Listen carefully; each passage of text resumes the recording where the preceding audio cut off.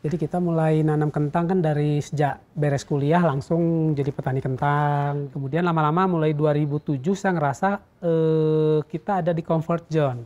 Jadi pembeli datang dari bank juga nawarin gitu kan. Penjual juga datang ke kantor kita. Saya rasa ini agak kurang bagus juga karena waktu itu umur saya masih 40 tahunan ya. Karena orang kalau hidup di comfort zone kan tantangannya kurang. Akhirnya kita mencoba kopi mulai tahun 2010 ya. Kita belajar kopi itu mulai mungkin tahun 2009, 2010 itu saya sama Pak Wadan masih di kentang. Tapi dari situ kita sudah mulai mencari kandidat untuk bisa menggantikan apa yang kita kerjakan ya. Regenerasi lah ya. Regenerasi, kita banyak menyekolahkan aset gitu ya. Menyekolahkan aset untuk membiayai pekerjaan kita yang baru gitu ya. Ya udah hanya lepas berarti dengan segala konsekuensinya kita untuk naik kelas biasanya ya udah enak, untuk naik ini kan ada proses lagi di situ kan.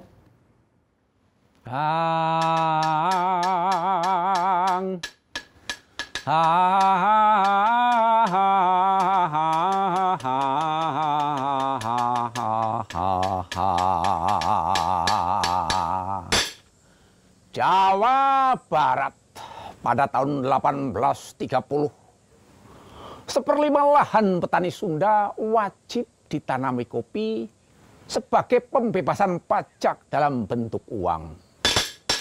Mereka yang tidak memiliki lahan wajib untuk membantunya. Tanam paksa ini dilakukan pihak Belanda demi keuntungan ekonomi mereka. VOC kemudian memegang kendali penuh ekspor kopi dari Jawa Barat menuju ke Eropa. Ya,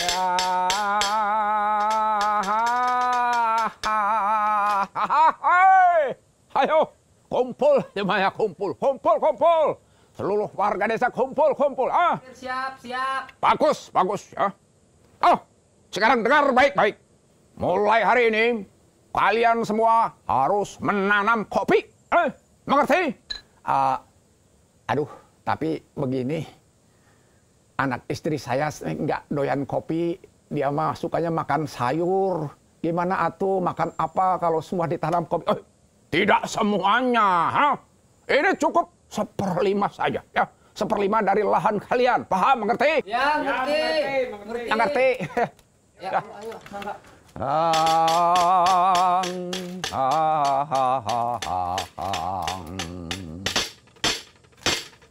Ketika panen tiba, kopi-kopi itu pun kemudian diekspor oleh orang Belanda menuju ke Eropa melalui jalur laut.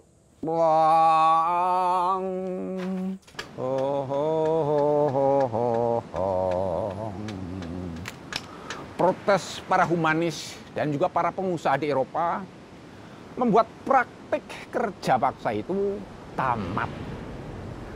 Pada tahun 1870 terbit undang-undang yang disebut UU Agraria dan UU Gula pada tahun 1870 atau tahun yang sama.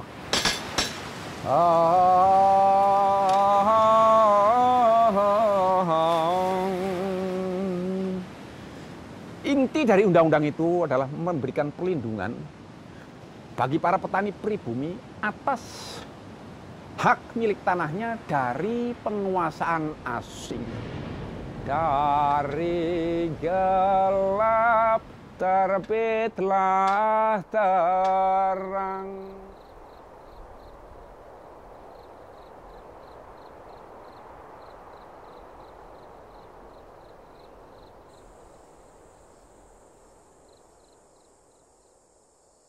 Peninggali ini menarik karena dia di ketinggian dengan iklim yang bagus, dengan masyarakatnya juga terbuka. Begitu kita masuk sana nanam kopi, awalnya juga nggak tertarik sih, tapi lama-lama mulai tertarik. Sekarang kopi dari Peninggali itu termasuk salah satu kopi terbaik dari Indonesia. Jadi ini namanya juga indah ya, lingkungannya bagus. Artinya juga bagus, bening kan, bening galih itu apa main ya, hard gitu ya. Jadi nama-nama yang indah gitu. Dan itu bisa merepresentasikan kopinya itu sendiri gitu.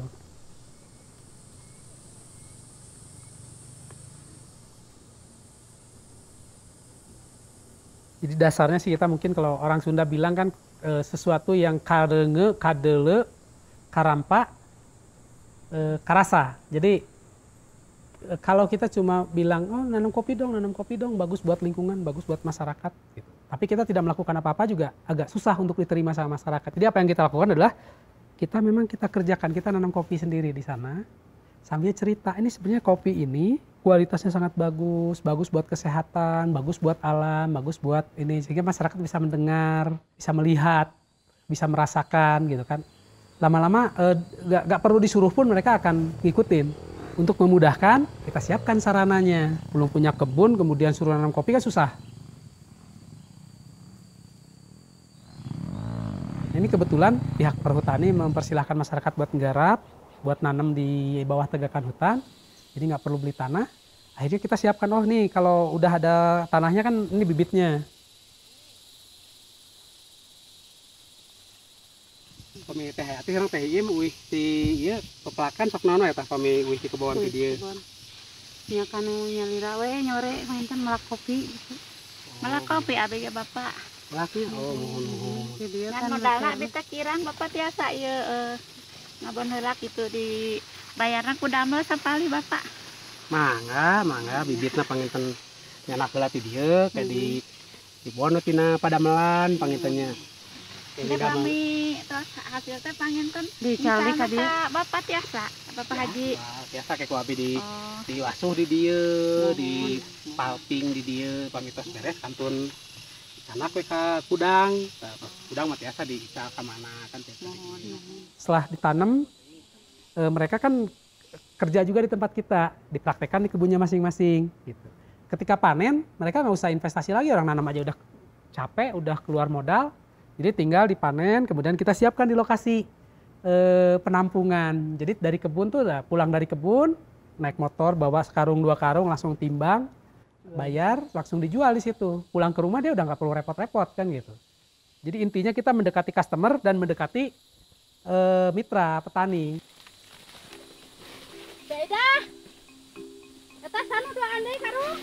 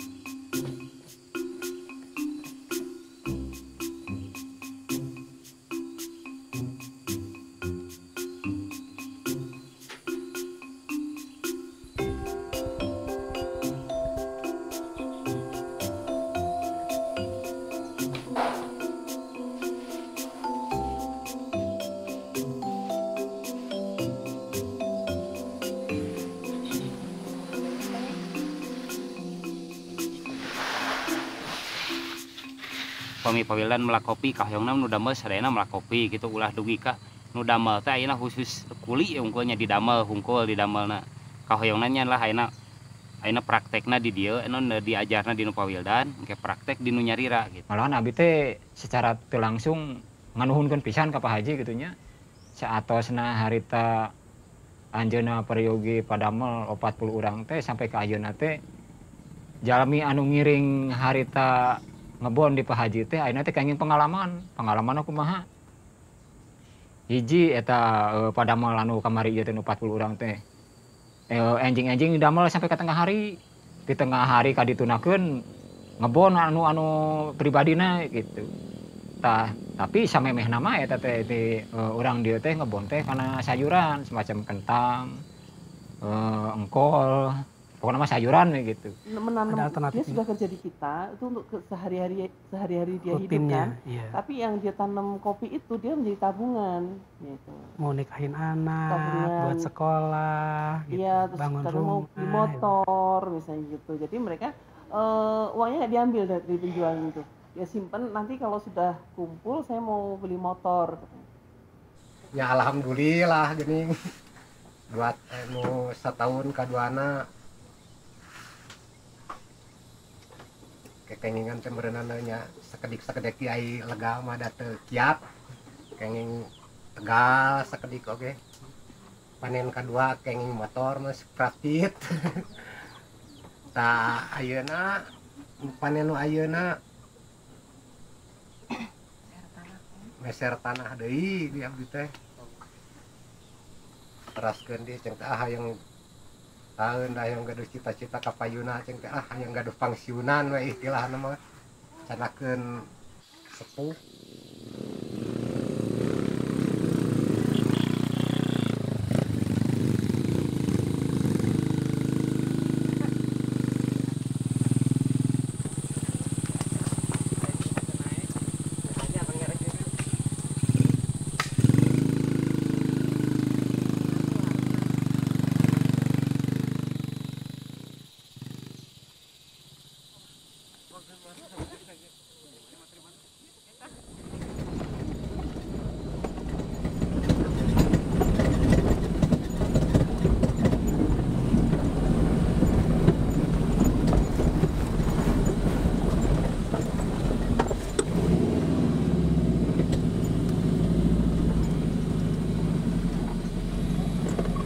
Biasa alakung mah.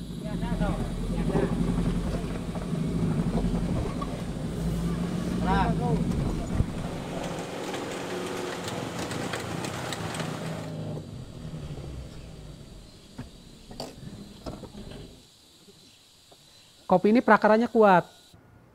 Prakaranya kuat, tajuknya juga rimbun. Jadi dia bisa menangkis hempasan hujan. Jadi kalau hujan jatuh ke tanah, kalau nggak kena daun dulu, nggak ketahan dulu, langsung tanahnya hancur, keruh, erosi. Tapi kalau kena daun, dia jatuhnya pelan-pelan. Kemudian di bawahnya banyak serasah, banyak humus dari cabang, ranting, daun-daun yang jatuh. Jadi tanahnya juga terlindungi. Kemudian karena tanahnya terlindungi, dia tidak padat, airnya cepat meresap ke dalam tanah, begitu.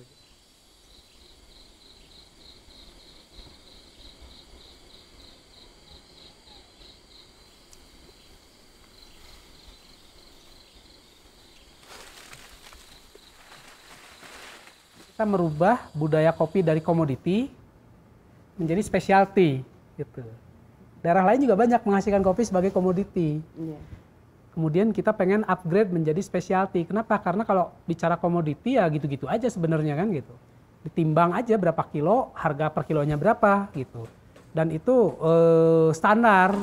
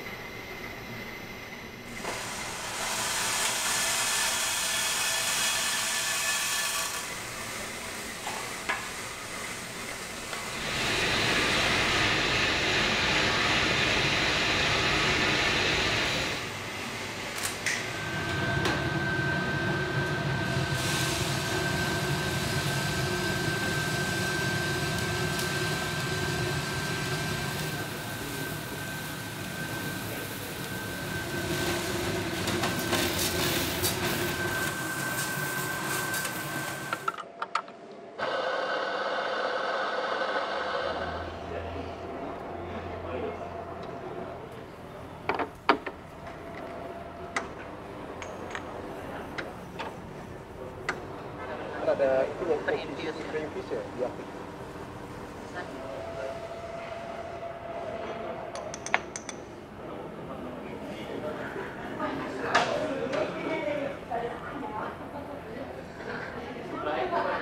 Ini lebih enak. Iya. Lebih manis. Buat yang Jadi saya dan beberapa teman kita membuat gerakan namanya Spice, itu kayak mempromosikan kopi Indonesia di luar negeri gitu. Jadi kita kayak buka satu booth kecil di pameran internasional, itu benar-benar kayak booth kecil independen yang kita nggak mau terlibat dengan organisasi manapun. Benar-benar kita hanya ingin mempromosikan kopi Indonesia yang terbaik. Jadi kita mengkurasi kopi Indonesia yang terbaik, kita bawa ke sana gitu. Nah dari 5 kopi yang kita bawa, 2 kopi itu dari Pak Wildan gitu. Eventnya tahun lalu di Melbourne, Melbourne International Coffee Expo. Di situ kita luar biasa sih, kayak mendapat antusiasme dari pengunjung yang cobain kopinya. Mereka sampai kayak kaget gitu, ini kopi Indonesia bisa kayak gini gitu. Dan saat itu juga kebetulan Pak Wildan Bu Atik juga berkesempatan untuk ikut sama kita ke Melbourne. Jadi mereka lihat juga bagaimana kayak hasilnya gitu, terus dipuji orang gitu. Dan dari situ, dari event tersebut demand-nya kopinya mereka juga naik terus gitu. Itu sih.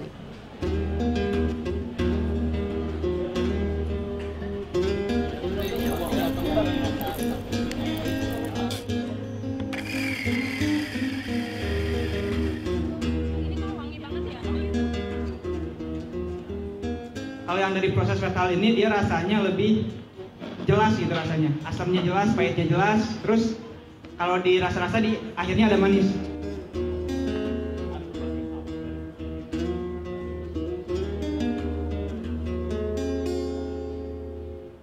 Saya tertarik ngembangin kopi karena kopi ini bagus buat konservasi, bagus buat ekonomi masyarakat, dan bagus untuk pemberdayaan masyarakat. Yang bisa nanam kopi itu lebih untuk petani kecil yang mengandalkan tenaga. Kemudian juga bagus buat kebanggaan karena dia dijual per specialty, single origin. Kita jual kopi dari Weninggali, nama desa di pasar dunia. Jadi kita mereknya merek per daerahnya, Weninggalinya, Mekarwanginya. Anak-anak kampung yang SMP aja nggak tamat, dia bisa bangga nanti jadi barista, menyajikan kopi dari kampungnya. Bisa bergaul dengan para selebriti yang menyajikan kopi di kafe-kafe yang bagus dengan jadi membawa transformasi sosial juga gitu. Kita hidup di dunia, ternyata surga hanya sebuah mimpi indah saat ini.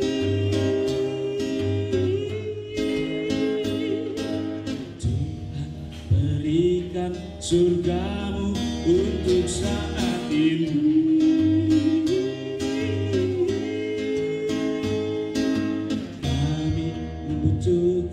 Surgamu untuk saat ini, telah ku berikan surgaku kepadamu. Surgaku berada di sekeliling.